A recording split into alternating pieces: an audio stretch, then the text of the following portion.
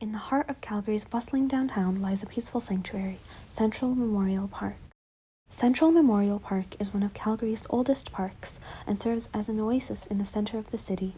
On the western side of the gorgeous park, amid beds of multicolored tulips and geometric walkways, stands the South African War Memorial. A 35-foot-tall bronze statue of a mounted soldier stands on a granite base. The statue's story dates a few years before its invention, inspired by a lone horseman found on the outskirts of Calgary, frozen to death. His papers could not identify anything other than the fact that he was a forgotten veteran of the Second Boer War, discharged from the Lord Strathcona's Horse Regiment. Calgary's veterans sympathized with the man and refused to bury him without the honor and dignity his memory deserved. They raised funds and gave the nameless veteran a soldier's funeral. When the soldier's family heard of his death and subsequent funeral, they sent funds to reimburse the Canadian veterans out of gratitude. The veterans decided that the funds would be of better use in memorializing all those who died in the South African War, now known as the Second Boer War. The people of Calgary came together to bring the memory of the horsemen to life, most notably the South African Veterans Association and the Imperial Order of the Daughters of the Empire, who commissioned world-renowned French sculptor Louis-Philippe Hébert to build the statue and raised funds for the project when the city refused funding. The South African War Memorial commemorates the Canadian lives lost in the Second Boer War, fought from 1899 to 1902 between the British and the Boer republics of Transvaal and the Orange Free State. The war was extremely controversial in Canada. On one side of the country, French Canadians sympathized with the Boers and felt that the war was fought solely in the British Empire's interests. They opposed the Canadian military's foreign involvements and supported Quebec and Canadian nationalism.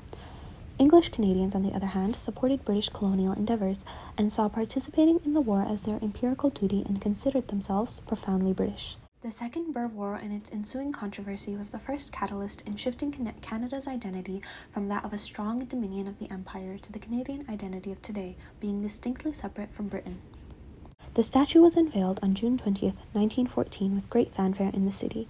The streets were described as lined with Union Jacks, with non-military citizens bursting with pride and patriotism as they vied for a glimpse of the venerated Army Corps.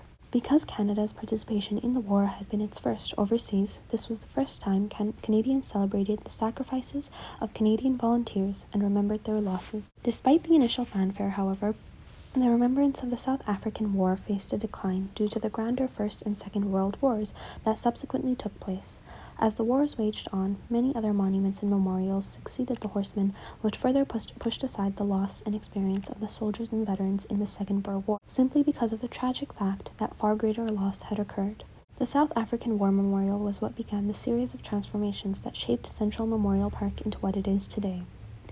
The first to succeed the horsemen was a cenotaph constructed in 1928 to remember those lost in the Great War, which has since evolved to memorialize every battle Canada has fought in since World War I, including the Second World War, the Korean War, UN peacekeeping missions, and Afghanistan. Central Memorial Park, dubbed such because of the South African War Memorial, became a symbolic walkthrough of the shift in Canada's identity from over a century ago to today. Canadian identity evolved from English Canada being indisputably British, feeling a strong sense of duty and patriotism towards the British Empire, to today Canadians fostering a distinct collective identity and patriotism, instead focusing on Canada as an independent nation, severing the societal link Canadian identity used to have with Britain.